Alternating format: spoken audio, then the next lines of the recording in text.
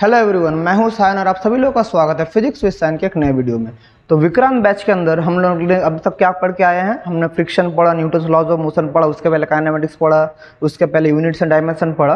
तो उसी टॉपिक में आगे बढ़ते हुए आप लोग के क्लास 11 का जो बोर्ड्स देंगे, आप लोग जो एग्जाम देंगे, फाइनल एग्जाम देंगे, उसी टॉपिक में आगे बढ़ते हुए आज हम लोग शुरू करेंगे सर्कुलर मोशन। ये भी लॉज ऑफ मोशन के अंदर ही पड़ता है, लेकिन उसका सब टॉपिक है। तो सर्कुलर मोशन का आइडिया क्या है, उसका बेसिक इंट्रोडक्शन। तो आज के लेक्चर में हम लोग उसके इंट्रोडक्शन के बारे में पढ़ेंगे, व्हाट इज सर्कुलर मोशन, फिर उसका angular displacement, angular velocity and angular acceleration के बारे में जानेंगे।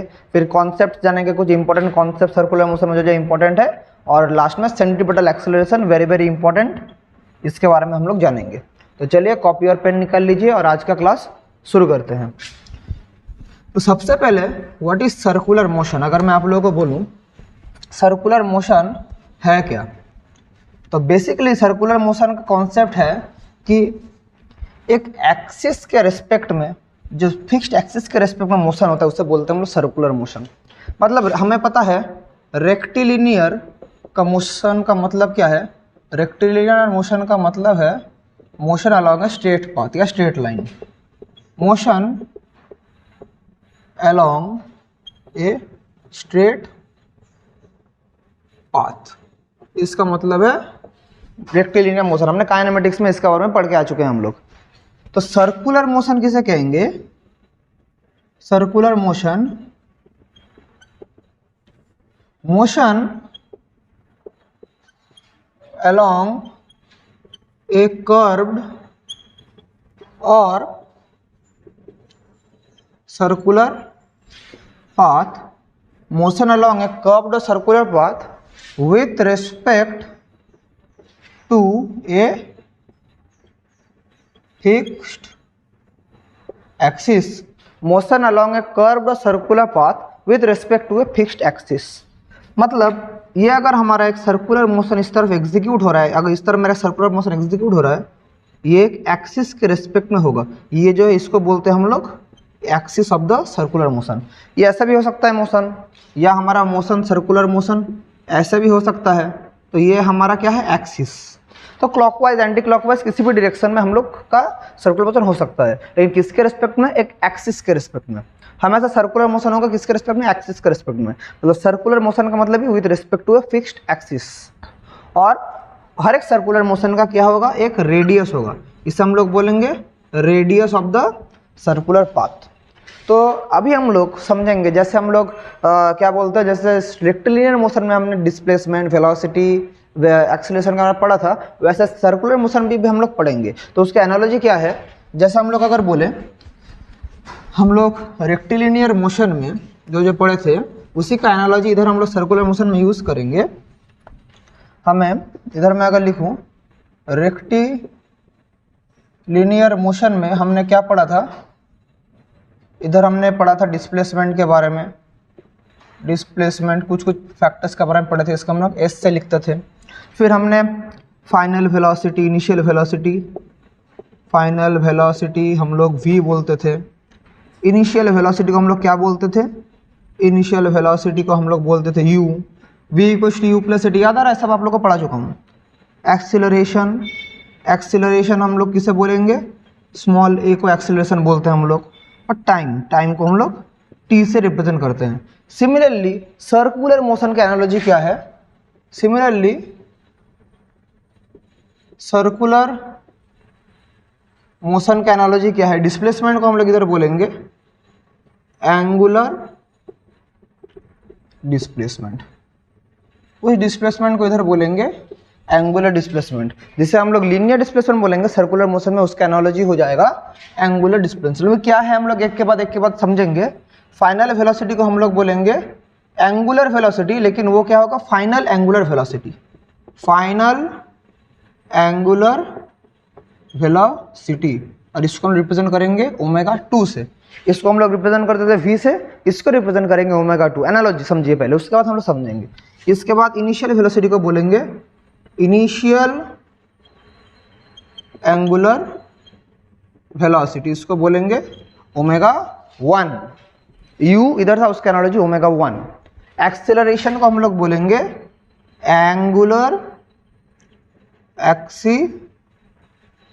एक्सीलरेशन इसको बोलेंगे हम लोग अल्फा, और टाइम को हम लोग क्या बोलेंगे, टाइम से ही रिप्रेजेंट करेंगे, टाइम को टाइम से रिप्रेजेंट करेंगे। टाइम उधर जैसे लीनियर मोशन में भी टाइम है, रेक्टिलिनियर मोशन में भी उसको टाइम टी में बोलेंगे। तो ये दिस इज द एनालॉजी, मतलब यहाँ का जो टर्म सिग्निफाई करता है सर्कुलर मोशन में हम लोग ये टर्म डिस्प्ले करेंगे। मतलब एक यूनिफॉर्म सर्कुलर मोशन के अंदर क्या क्या पैरामीटर्स हम लोग को जानना पड़ेगा, angular displacement, final angular velocity, initial angular velocity, angular acceleration और टाइम। समझ गए इंट्रोडक्शन क्या है? Okay, got it. अभी हम लोग देखते हैं व्हाट आर दिस थिंग्स। और एक चीज हमें ये पता था कि ये तीनों क्या है, इन तीनों डिस्प्लेसमेंट, फाइनल, इनिशियल, एक्सेलरेशन, ये सब क्या है, सब हमें पता है वेक्टर्स है, हमें पता है ये वेक्टर क्वांटिटीज है। तो क्या ये टर्म एंगुलर डिस्प्लेसमेंट, उसके बाद एंगुलर वेलोसिटी, एंगुलर एक्सेलरेशन, ये क्या vectors, obviously these are also vectors, और इनको हम लोग बोलते हैं क्या, एक्सियल वेक्टर्स। अगर एग्जाम में आए पूछे कि ये वेक्टर्स है कि नहीं, तब आप लोग बोलना yes they are, of course they are vectors and they are axial vectors, उसे हम लोग बोलेंगे एक्सियल वेक्टर्स। Got it. अभी हम लोग देखते हैं एक एक चीज, व्हाट इज एंगुलर डिस्प्लेसमेंट, ये सब चीजों को थोड़ा समझेंगे। सर्कुलर मोशन टॉपिक ज्यादा हार्ड नहीं है, मैं जैसे पढ़ा जा रहा हूँ कॉपी से देख लेना, एकदम इजी लगेगा, क्योंकि हम लोग जैसे लीनियर मोशन में पढ़ते हैं उसी का एनालॉजी क्या है, सर्कुलर मोशन। एनालॉजी से हम लोग पढ़ लेंगे। सो अभी हम लोग पढ़ेंगे सबसे पहले क्या, angular displacement. What is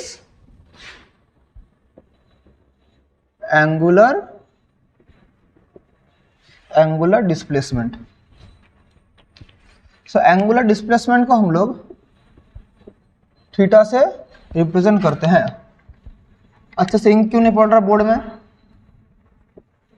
angular displacement, इसको हम लोग थीटा से रिप्रेजेंट करते हैं।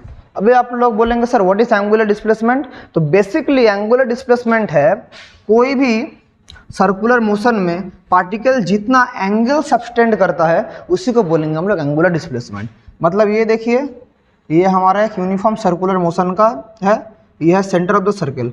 अगर at certain time, initial time कहीं पर पार्टिकल है ए पॉइंट में, आफ्टर टाइम टी पार्टिकल मेरा चल गया कहाँ पर, ऐसे करके मोशन हो रहा है, आफ्टर टाइम टी पार्टिकल मेरा चल गया बी पॉइंट में, तो यहाँ से यहाँ जो एंगल सबटेंड किया उसको थीटा बोलेंगे। This is called angular displacement. समझे? The angle subtended by the particle in time t is called angular displacement, is called angular displacement theta। समझे? तो ये हमारा जो लेंथ है इसको बोलेंगे हम लोग रेडियस। आर क्या है, radius of the circular path, radius of the circular path. और यहाँ से यहाँ इस लेंथ को हम लोग क्या बोलते हैं, आर्क लेंथ। मतलब A B equals to S, इसको हम लोग क्या बोलेंगे, आर्क लेंथ। और इन दोनों के बीच में रिलेशन हम लोग ऑलरेडी जानते हैं कि आर्क लेंथ और एंगुलर डिस्प्लेसमेंट के बीच में रिलेशन क्या है, वो रिलेशन है S equals to are theta. या आपने क्लास 10 में भी पढ़ा था ट्रिगोनोमेट्री में, S equals to are theta. S क्या है, arc length, R is the radius and theta is the angular displacement. ये क्या है, this is the relation between displacement, मतलब linear displacement and angular displacement. Linear displacement and angular displacement, ये है दोनों के बीच में relation between linear displacement and angular displacement. और अभी यूनिट क्या है, यूनिट ऑफ थीटा, मतलब एंगुलर डिस्प्लेसमेंट का यूनिट क्या है। हम लोग नॉर्मली देखते हैं इसका यूनिट है डिग्री, हम लिखते थे बच्चे 30 डिग्री 60 डिग्री से लिखते थे, लेकिन ये यूनिट हम लोग इधर यूज़ नहीं करेंगे। हम लोग जो प्रैक्टिकल यूनिट इधर यूज़ करेंगे उसे बोलेंगे रेडियन, रेडियन या रेड। सो रेडियन यूनिट हम लोग मेजरली यूज़ करेंगे। अभी डिग्री और रेडियन के बीच में रिलेशन क्या है, डिग्री और रेडियन के बीच में रिलेशन है। अगर आपको 1 डिग्री बोले उसका मतलब pi by 180 rad, 1 degree equals to pi by 180 radian, यह है कॉन्वर्सन। एज फॉर एग्जाम्पल आप लोग अगर बोलते 30 डिग्री एंगल, इसका मतलब है 30 into pi by 180 that is pi by 6 red. तो हम लोग ये रेडियन यूनिट ही यूज़ करेंगे। जब भी हम लोग एंगुलर डिस्प्लेसमेंट का बात बोलेंगे हम लोग क्या यूज़ करेंगे, रेडियन यूज़ करेंगे। इसका यूनिट है रेडियन। और इसका अगर डायमेंशन पूछे तो डायमेंशन का यूनिट तो हमें मिल गया, इसका डायमेंशन क्या होगा, तो angular displacement is a dimensionless quantity, क्योंकि देखिए थीटा क्या है, एस बाई आर, तो थीटा का डायमेंशन क्या होगा, एस का डायमेंशन बाई आर का डायमेंशन, दोनों ही तो लेंथ है, तो लेंथ बाई लेंथ कैंसिल 1, तो angular displacement is dimensionless, this is obviously dimensionless. तो इस पार्ट को भी आप लोग को जानना पड़ेगा, एंगुलर डिस्प्लेसमेंट क्या होता है, डायमेंशनलेस होता है। तो एंगुलर डिस्प्लेसमेंट डायमेंशनलेस, और ये क्या है, एक एक्सियल वेक्टर है। समझ गए एंगुलर डिस्प्लेसमेंट। अभी हम लोग पढ़ेंगे एंगुलर वेलोसिटी के बारे में। Everything clear, this is the relation between linear displacement and angular displacement. और ये क्या है, ये हमारा डायमेंशनलेस है। अभी हम लोग देखते हैं व्हाट इज एंगुलर वेलोसिटी। अभी देखना पड़ेगा एंगुलर वेलोसिटी क्या है। सो जैसे लीनियर वेलोसिटी था change in displacement per unit time, वैसे एंगुलर वेलोसिटी होगा change in angular displacement per unit time. Same analogy से पढ़िएगा, एक एनालॉजी से तो सब कुछ बहुत इजी लगेगा, एक एनालॉजी के अंदर ही सब कुछ कवर हो जाएगा। सो क्या बोल रहा हूँ मैं, एंगुलर वेलोसिटी। सो इसको अगर मिटा दूं, अभी हम लोग पढ़ेंगे angular velocity. So angular velocity, इसको हम लोग ओमेगा से रिप्रेजेंट करते हैं। तो what is this, basically change in angular displacement per unit time. बात क्या है, देखिए एक पार्टिकल मेरा सर्कुलर मोशन एग्जीक्यूट कर रहा है, तो किसी पोजीशन में पार्टिकल मेरा ए में है, किसी पोजीशन में पार्टिकल मेरा बी में आया, ये एंगल अगर सब्सटेंट किया θ1। अभी फिर से कुछ देर बाद पार्टिकल मेरा आ गया सी में, सो यहाँ से यहाँ का सब्सटेंट किया θ2, मतलब शुरू किया था ए में, तो यहाँ से पहले ए से बी में था, फिर कुछ टाइम बाद सी में चल गया। तो टोटल एंगुलर डिस्प्लेसमेंट जो हुआ, तो टोटल एंगुलर डिस्प्लेसमेंट कितना हुआ, यहाँ से θ1 था, यहाँ से θ2, तो कहा कितना हुआ θ2 माइनस θ1। पहले मेरा पार्टिकल बी में था, आफ्टर टाइम टी टाइम बाद मेरा उधर चल गया, टी टाइम बाद सी में चल गया, तो θ2 माइनस θ1 होगा एंगुलर डिस्प्लेसमेंट। तो कितना चेंज इन एंगुलर डिस्प्लेसमेंट हुआ पर टाइम, उसे बोलेंगे हम लोग एंगुलर वेलोसिटी। और ये जो पार्टिकल मूवमेंट कर रहा है तो इसको हम लोग बोलेंगे ओमेगा। ये क्या है, ओमेगा, एंगुलर वेलोसिटी। तो what is angular velocity, change in angular displacement per unit time. So change in angular displacement per unit time is called angular velocity. इसको हम लोग कैसे रिप्रेजेंट करेंगे, omega equals to θ2 minus θ1 by t. This is the formula. Change in angular displacement by time θ2 minus θ1 by t. ये है हमारा angular displacement. इसका unit क्या है, एंगुलर डिस्प्लेसमेंट का यूनिट है रेडियन पर सेकेंड, या ऐसे हम लोग बोलेंगे red per second, red per second, क्योंकि ऊपर है रेडियन, नीचे है सेकंड, तो रेड पर सेकंड या रेडियन पर सेकंड यूनिट। और एक तो एंगुलर डिस्प्लेसमेंट का यूनिट होता है वो है आरपीएम। एंगुलर डिस्प्लेसमेंट का और एक है revolution per minute, revolution per minute, इसे हम लोग बोलेंगे आरपीएम। लेकिन अगर आरपीएम में दिया रहता है, हमें आरपीएम से कन्वर्ट करना पड़ेगा रेडियन पर सेकंड में। अभी उसको कैसे कन्वर्ट करेंगे, 1 आरपीएम का मतलब क्या है, 1 आरपीएम मतलब अगर ये एक आरपीएम है रिवॉल्यूशन पर मिनट, तो 1 आरपीएम मतलब टोटल 1 मिनट में कितना रिवॉल्यूशन किया। तो अगर एक टोटल पार्ट अगर कोई पार्टिकल एग्जीक्यूट करता है, कितना एंगल सब्टेंड करता है, टोटल सर्कुलर मोशन में टोटल कितना एंगल होता है, टोटल सर्कुलर मोशन में कितना एंगल होता है, हमें पता है 360 डिग्री होता है। टोटल सर्कुलर मोशन में 360 डिग्री से हम लोग बोलते हैं 2 पाई, 2 पाई मतलब भी 360 डिग्री। तो 1 आरपीएम का मतलब क्या, टोटल कितना एंगल सब्टेंड किया, 2 पाई, कितना टाइम में किया, 60 सेकंड, 1 मिनट मतलब 60 सेकंड। देखिए ना, change in angular displacement time, तो थीटा क्या है, पूरा सर्कुलर मोशन अगर रिवॉल्यूशन करता है कितना एंगल सब्टेंड करेगा, 2 पाई 360 डिग्री, और रिवॉल्यूशन पर मिनट, 1 मिनट मतलब 60 सेकंड, तो 2 pi by 60 radian per second, इसे हम लोग बोलेंगे π/30 radian per second. So 1 RPM equals to π/30 rad per second. This is what we called 1 RPM। तो कहीं पर भी अगर RPM दिया रहता है उसको हम लोग π/30 रेड पर सेकेंड में कन्वर्ट कर लेंगे, समझे। रेडियन पर सेकेंड है यूनिट, और ये भी RPM भी यूनिट। RPM हम लोग मेजरली 4 व्हीलर्स में देखते हैं, बोलते हैं इंजन इतना RPM है, इतना RPM है, तो वो RPM के बारे में मैंने आप लोगों को इधर बता दिया। ओके, अभी अगर मैं इसका डायमेंशन के बारे में बोलूँ, what is the dimension of angular displacement, तो ओमेगा का डायमेंशन क्या होता है, θ/t। तो थीटा का डायमेंशन बाई टाइम का डायमेंशन, थीटा तो डायमेंशन लेस, तो क्या होगा time -1। So t-1 is the dimension of angular velocity, समझ गए। तो एंगुलर वेलोसिटी का फॉर्मूला मिल गया हमें, उसका यूनिट मिल गया, उसका डायमेंशन मिल गया। अभी हम लोग क्या करेंगे, relation between angular velocity and linear velocity relation निकालेंगे। तो देख लेते हैं रिलेशन क्या है एंगुलर वेलोसिटी और लीनियर वेलोसिटी में। सो देखिए, हमें क्या पता है, हमें पता है ओमेगा का मतलब क्या है। रिलेशन कैसे निकालेंगे, रिलेशन निकालने के लिए हमारे पास क्या रिलेशन है, पहले we have s equals to r theta, ये हमारे पास है। ये कहाँ से मिला, पिछले वाला में हमें मिला।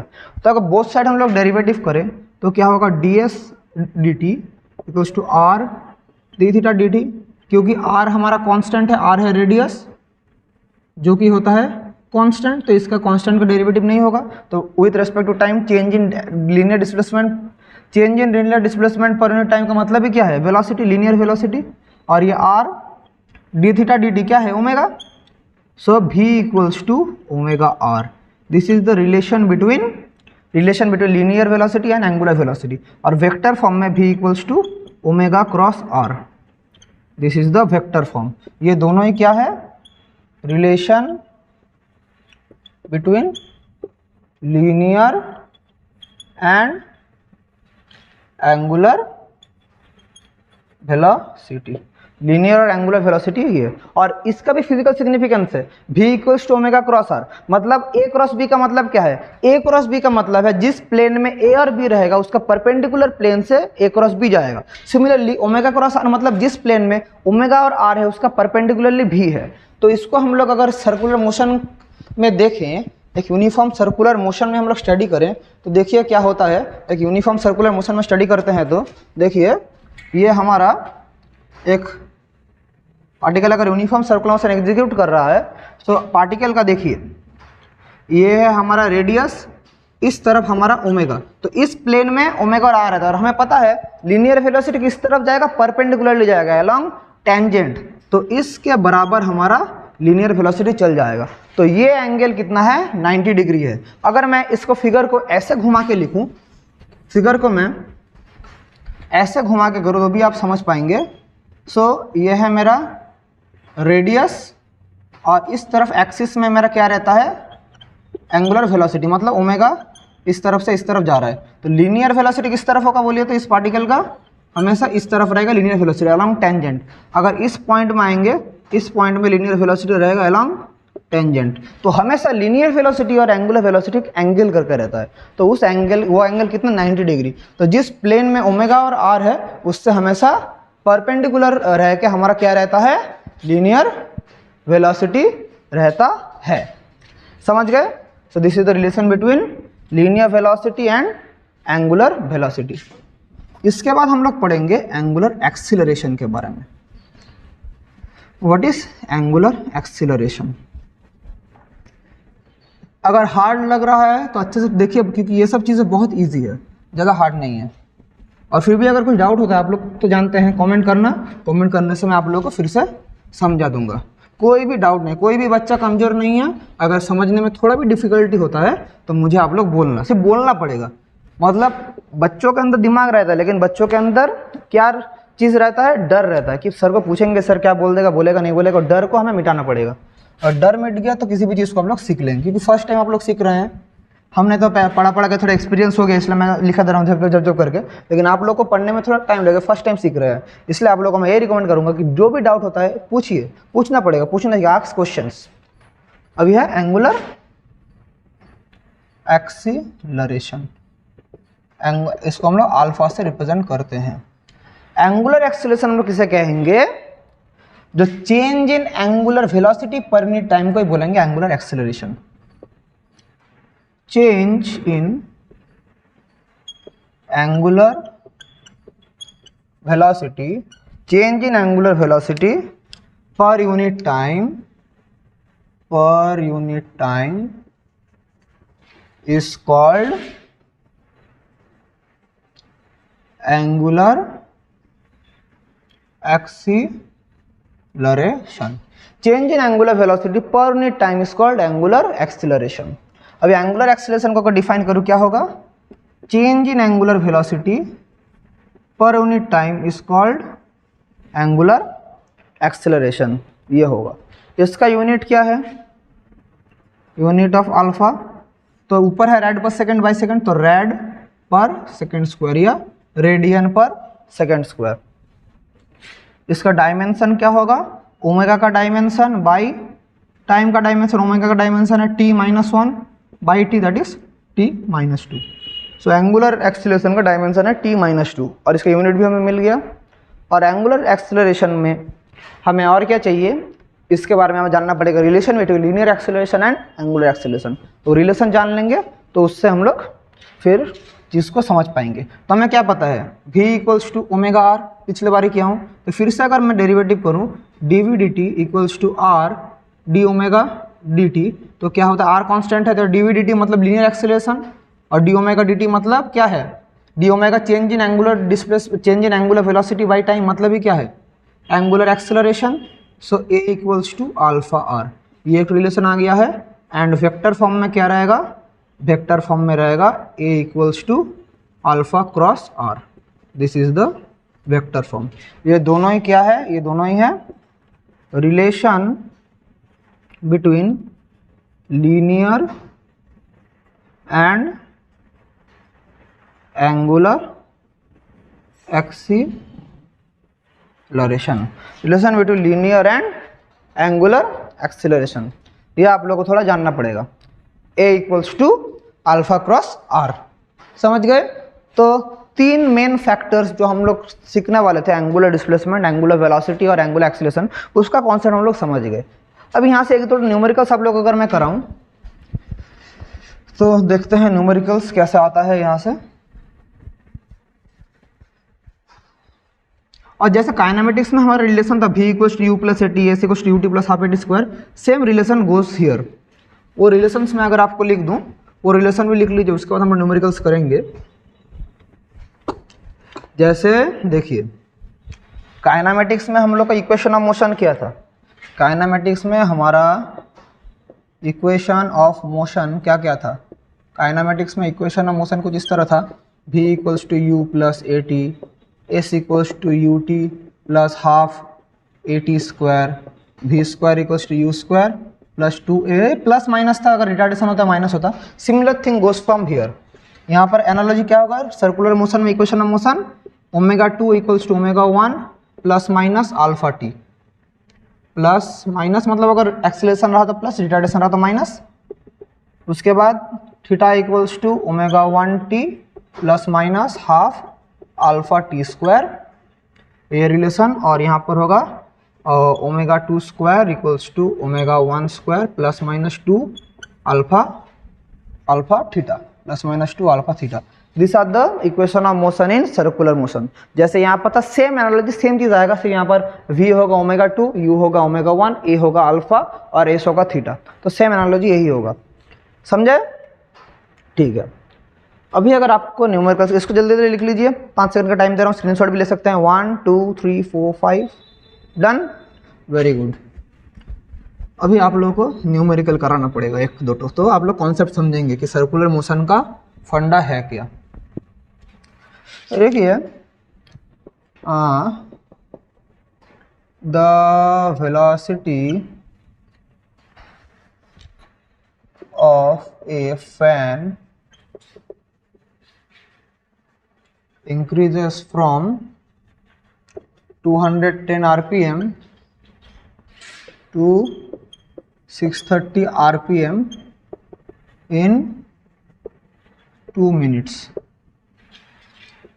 Find the, क्या क्या निकालना पड़ेगा?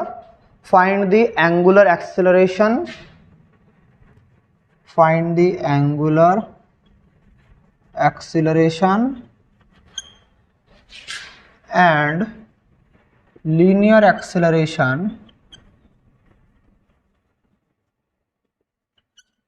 if the blades of the fan are 20 centimetre. तो एक फैन तो क्या क्या दिया है? तो सबसे पहले हमारा ओमेगा 1 दिया है 210 आरपीएम। फैन का इनिशियल वेलोसिटी 210 आरपीएम। थोड़ी देर पहले बोला था आरपीएम में रहेगा, तो हमें किस में करना पड़ेगा? रेड पर सेकंड में। तो क्वेश्चन में देख 210 आरपीएम, तो 210 आरपीएम मतलब π/30 रेड पर सेकंड। तो 0 0 cut, 3 × 7 that is 7 pi red per second हो चुका है। ओमेगा 2 क्या है? ओमेगा 2 है 630 आरपीएम, दैट इज 630 × π/30। तो 0 0 कट, 3 2 6 3 1 दैट इज इतना red per second, that is 21 pi red per second. 21 pi red per second. Omega 2 समझ गए। अभी हम लोग को टाइम दिया है कितना? टाइम दिया है 2 मिनट्स मतलब 120 सेकेंड। और हमें रेडियस ऑफ द फैन बोलते हैं। ब्लेड ऑफ द फैन का मतलब क्या? जो सर्कुलर पाथ एग्जीक्यूट कर रहा है उसका रेडियस है 220 सेंटीमीटर। तो रेडियस बोल दिया है 20 सेंटीमीटर मतलब 0.2 मीटर। तो सबसे पहले हमें अल्फा का निकाले। हम अल्फा का फॉर्मूला क्या है? ओमेगा 2 मतलब एंगुलर एक्सेलरेशन बाई टी। तो ओमेगा 2 कितना है? 21 पाई माइनस 7 पाई बाई 120। तो डैट इज कितना होगा? मैं इधर ही अगर करूँ तो 21 माइनस 7 कितना होता है? 14। सो 14 पाई बाई 120, इसको करेंगे तो 7 पाई by 60 red per second square. ये हमारा क्या आ चुका है? Angular acceleration. और एक चीज़ पूछा है लीनियर एक्सेलरेशन। तो लीनियर एक्सेलरेशन हमें क्या पता है? ए इक्वल्स टू अल्फा आर। तो अल्फा का वैल्यू क्या है? 7 पाई बाई 60, 7 पाई बाई 60 इंटू 0.2, क्योंकि आर का वैल्यू देखिए 0.2 है। सो क्या होगा? 1.4 बाई 60 पाई ये होगा। और पाई का वैल्यू क्या पता है? 1.4 बाई 60 इंटू 22 बाई 7। तो 7 इंटू 0.2 और इधर 2 इंटू 11, 2 इंटू 30। सो और इसको और भी रिड्यूस करें तो 0.1 बाई 15। सो 1.1 बाई 15 मीटर पर सेकेंड स्क्वायर। तो ये है हमारा लीनियर एक्सेलरेशन। तो ऐसा टाइप का क्वेश्चन आता है, ज़्यादा हार्ड भी नहीं है, ऐसा टाइप का क्वेश्चन आता है। तो एक तो चीज़ देख लीजिए, तो इसको आप लोग जल्दी जल्दी नोट डाउन कर लीजिए। इसके बाद एक तो क्वेश्चन करेंगे, ये वाला हो चुका है। और एक तो क्वेश्चन आप लोग को कराते हैं, चलिए।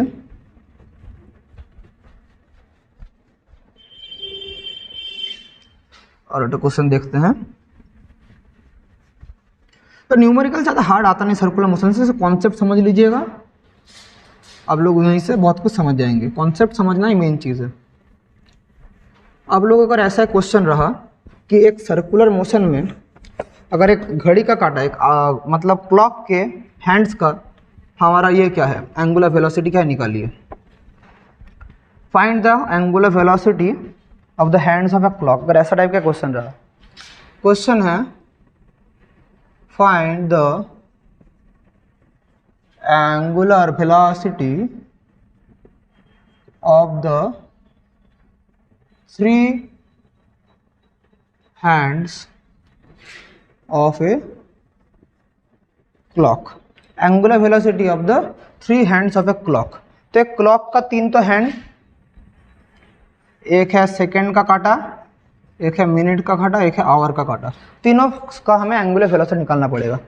सो अगर मैं ओमेगा सेकेंड का बोलूँ तो सेकेंड में ओमेगा का मतलब क्या है? Theta by T. तो टोटल कितना एंगल सब्सटेंड करता है क्लॉक? 2 पाई 360 डिग्री करता है। और एक सेकेंड का काटा, एक यहाँ से यहाँ टोटल टर्न करने में कितना टाइम लगाता है? 1 मिनट। 1 मिनट मतलब कितना? 60 सेकंड। सो दैट इज क्या हो गया? π/30 रेड पर सेकंड। अरे देखिए ना क्या हो रहा है, सेकंड का काटा टोटल एंगल कितना सब्सटेंड करता है? 2 पाई। कितना टाइम में जा रहा है? 60 सेकंड। तो 2 pi by 60 that is π/30 rad per second. Omega minute का काटा कितना में जाता है, थीटा बाई टी फिर से तो 2 पाई, लेकिन 1 मिनट का काटा पूरा टर्न करने में कितना टाइम लगता है, 1 घंटा। 1 घंटा मतलब 60 मिनट, तो 60 इंटू 60 क्या होगा second, that is pi by 2 into 30, that is 1800 red per second. और ओमेगा अगर आवर का काटा बोलूँ तो थीटा बाई डी तो टोटल एंगल कितना 2 पाई, लेकिन टोटल टाइम कितना लगाता है, यहाँ से पूरा घूम के इधर आने में 12 घंटा टाइम लगाता है। तो 12 our into 60 minute into 60 second, तो 2 इंटू 6, तो 6 6 36, 36 216, so pi by 21600 rad per second. तो ऐसा टाइप का हमें करना पड़ेगा, समझे। These are the problems. तो ऐसा टाइप का प्रॉब्लम आप और भी देखना, बुक में है प्रॉब्लम्स। अभी अगर मैं यूनिफॉर्म सर्कुलर मोशन का एक आप लोगों का कॉन्सेप्ट समझाऊँ, एक सर्कुलर मोशन में कितना टाइप का एक्सेलरेशन रहता है वो अगर आप लोगों को समझाऊँ, तो उसके बारे में हम लोग थोड़ा देखेंगे। अभी एक सर्कुलर मोशन में कितना टाइप का एक्सेलरेशन काम करता है। लीनियर मोशन में तो सिर्फ एक ही एक्सेलरेशन काम करता है, जिसे हम लोग बोलते हैं क्या, लीनियर मोशन में एक ही टाइप का एक्सेलरेशन काम करता है, जिसे हम लोग बोलते हैं लीनियर एक्सेलरेशन। लेकिन एक सर्कुलर मोशन में टोटल 4 टाइप का एक्सेलरेशन काम करता है। एक यूनिफॉर्म सर्कुलर मोशन में टोटल 4 टाइप का एक्सेलरेशन काम करता है। क्या क्या देखिए, अच्छा से समझना पड़ेगा ये वाला चीज़, इस चीज़ को थोड़ा अच्छे से समझना पड़ेगा। देखिए क्या है, अगर एक particle uniform circular motion execute करता है, यह है उसका सेंटर, तो उसके अंदर 4 एक्सेलरेशन काम करता है। एक तो हमारा काम करता है एंगुलर एक्सेलरेशन जो कि है अल्फा, उसके बाद इस तरफ मेरा वेलोसिटी है, तो वेलोसिटी है लीनियर वेलोसिटी, मतलब इधर काम करता है लीनियर एक्सेलरेशन काम करता है। और टुवर्ड्स द सेंटर एक एक्सेलरेशन काम करता है जिसे बोलते हैं हम लोग सेंट्रीपिटल एक्सेलरेशन। इस तरफ का एक्सेलरेशन को बोलेंगे टेंजेंशियल एक्सेलरेशन। अभी सेंट्रीपिटल एक्सेलरेशन क्या है उसके बारे में हम लोग पढ़ेंगे। मतलब सिर्फ एक चीज़ जान करके रहे कि सेंट्रीपिटल एक्सेलरेशन ये क्या है। ये पार्टिकल जो सर्कुलर मोशन एग्जीक्यूट कर रहा है, तो कंप्लीट सर्कुलर मोशन एग्जीक्यूट जो सर्कुलर पाथ होगा, पाथ को मेंटेन करने में कौन हेल्प करता है, सेंट्रीपिटल एक्सेलरेशन। सो AC क्या है अभी हम लोग उसके बारे में समझेंगे। मैं से आप लोग को बोल दे रहा हूँ, ये है centripetal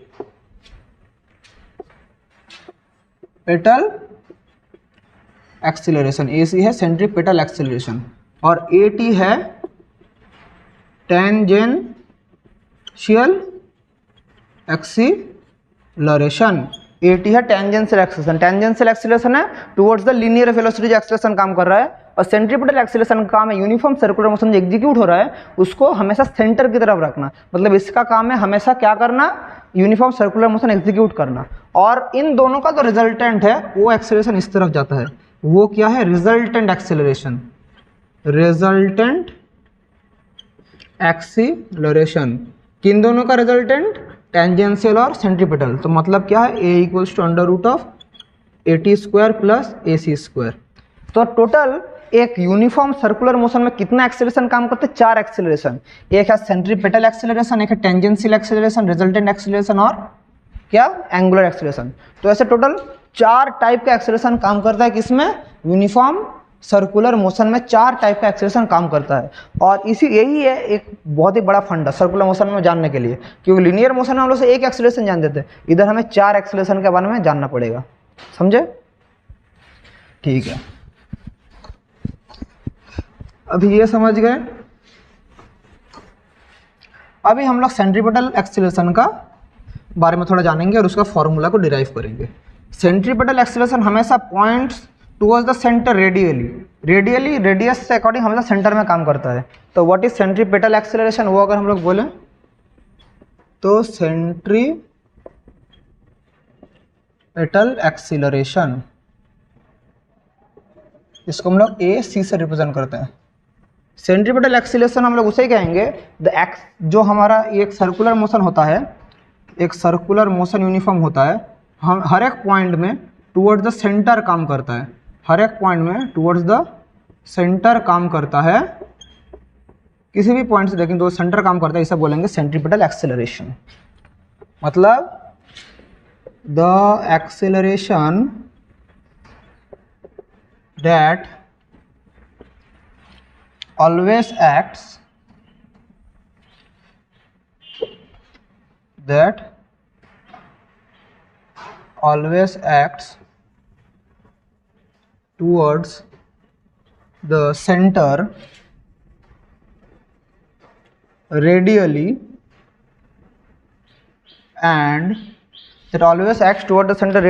and helps to maintain the circular path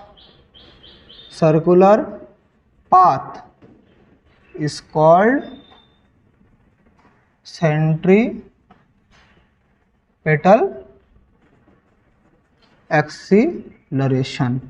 मतलब क्या है, ये जो पार्टिकल मेरा, देखिए ये पार्टिकल जो मेरा सर्कुलर मोशन एग्जीक्यूट कर रहा है, तो ऐसा तो यहाँ पर जाकर तो ऐसे गिर सकता था, जो गिरने कौन नहीं देता, सेंट्रीपेटल एक्सीलरेशन गिरने नहीं देता। तो एक पार्टिकल जो सर्कुलर मोशन एग्जीक्यूट करेगा उसका लिए जो एक्सीलरेशन रिस्पॉन्सिबल है उसे बोलेंगे सेंट्रीपेटल एक्सीलरेशन। समझ गए? तो ये हमेशा काम करता है रेडियस के अकॉर्डिंग, टुवर्ड्स द रेडियस, हर एक पॉइंट में। तो centripetal acceleration always acts towards the centre and किसके थ्रू थे, रेडियस के थ्रू से। अभी इसका एक्सप्रेशन हम लोग निकालेंगे, सेंट्रीपेटल एक्सीलरेशन का एक्सप्रेशन क्या है वो भी देख लेते हैं। तो हम लोग इमेजिन करेंगे एक पार्टिकल एग्जीक्यूट कर रहा है यूनिफॉर्म सर्कुलर मोशन। सो यहाँ पर एक पार्टिकल पहले पॉइंट ए में है, कुछ देर बाद पार्टिकल मेरा पॉइंट बी में आ गया। तो इस पॉइंट के अकॉर्डिंग कहाँ वेलोसिटी है, इस तरफ। इस पॉइंट में वेलोसिटी कहाँ है, टेंजेंशियली इस तरफ है। सो अगर ये एंगल थीटा होता है तो ये दो कंपोनेंट होगा, v cos थीटा और ये होगा v sin थीटा, दो कंपोनेंट, और इधर तो इस तरफ है। तो अभी देखिए चेंज इन, मैं अगर यहाँ से एक्सप्रेशन निकाल रहा हूँ, सो चेंज इन वेलोसिटी, अगर मैं बोलूँ हॉराइजॉन्टली कितना चेंज हो रहा है, मतलब हॉरिजॉन्टल पाथ में, तो फाइनल वेलोसिटी क्या है, v cos theta, initial velocity था v। सो देखिए थीटा स्मॉल है, इधर है जो थीटा है बहुत स्मॉल है। तो थीटा अगर स्मॉल रहता है तो cos theta nearly equals to 1 होता है और sin theta nearly equals to theta होता है। क्योंकि देखिए cos 0 का वैल्यू है 1, sin 0 का वैल्यू है 0। तो थीटा जितना स्मॉल होता है तो cos थीटा अप्रोच करता है 1 को और sin थीटा अप्रोच करता है थीटा को। तो उसी अप्रोक्सीमेशन को अगर इधर बिठाएं तो v minus v that is 0। तो हॉराइजॉन्टली कुछ भी वेलोसिटी हमारा चेंज नहीं हो रहा है। तो और एक क्या बाकी है, वर्टिकली। तो वर्टिकली हमारा कितना change in velocity, so change in velocity अगर मैं बोलूँ वर्टिकली क्या होगा, वर्टिकली मेरा होगा v sin थीटा माइनस 0। क्योंकि देखिए फाइनल वेलोसिटी तो इस तरफ v sin थीटा है, इनिशियल वेलोसिटी तो इधर परपेंडिकुलरली कुछ था नहीं, तो v sin theta minus 0 that is v into theta, sin theta nearly approach theta. तो change in velocity v theta आ गया है, तो चेंज इन वेलोसिटी थीटा। और हमें और क्या पता है, चेंज इन वेलोसिटी ये मिल गया है वर्टिकली। तो हमें एक्सेलरेशन का मतलब क्या पता है, एक्सेलरेशन का मतलब है change in velocity by time. तो चेंज इन वेलोसिटी हमारे पास इतना मिला है। तो अभी अगर हम लोग एक्सेलरेशन निकालेंगे तो वो क्या होता है, सो एक्सेलरेशन का मतलब है change in velocity by time. तो चेंज इन वेलोसिटी कितना है, v theta, change in velocity है v थीटा, टाइम कितना है t, और v into theta by T. Theta by T का मतलब ही क्या है, ओमेगा। तो v ओमेगा मिल गया है। और हमारे पास v ओमेगा का मतलब क्या पता है, हमें ओमेगा का मतलब पता है, ओमेगा का मतलब v बाई आर या v equals to omega R. तो ओमेगा का जगह v बाई आर निकालेंगे तो v स्क्वायर बाई आर, या v का ओमेगा लिखेंगे तो ओमेगा स्क्वायर आर। और इसी एक्सीलरेशन को हम लोग बोलेंगे सेंट्रीपेटल एक्सीलरेशन। इसी एक्सीलरेशन को बोलेंगे सेंट्रीपेटल एक्सीलरेशन AC। तो सेंट्रीपेटल एक्सीलरेशन का एक्सप्रेशन आ गया है v square by R equals to omega square R. ये है very very important formula. So आज का क्लास यहीं तक रखेंगे। इस फॉर्मूला को अच्छे से समझिए। नेक्स्ट क्लास में हम लोग इस फॉर्मूला को बेस में रख के न्यूमेरिकल्स करेंगे। तो ये फॉर्मूला को अच्छे से समझिए। व्हाट इज सर्कुलर मोशन में सेंट्रीपेटल एक्सीलरेशन।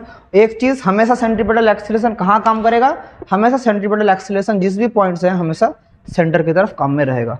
तो यहीं तक आज का क्लास रखेंगे। Hope you all understood everything. और अगर कुछ भी डाउट रहता है आप लोग बेझिझक कमेंट करके पूछ सकते हैं। तो चलिए आज क्लास यहीं तक रखते हैं। Wishing you all the very best and thank you.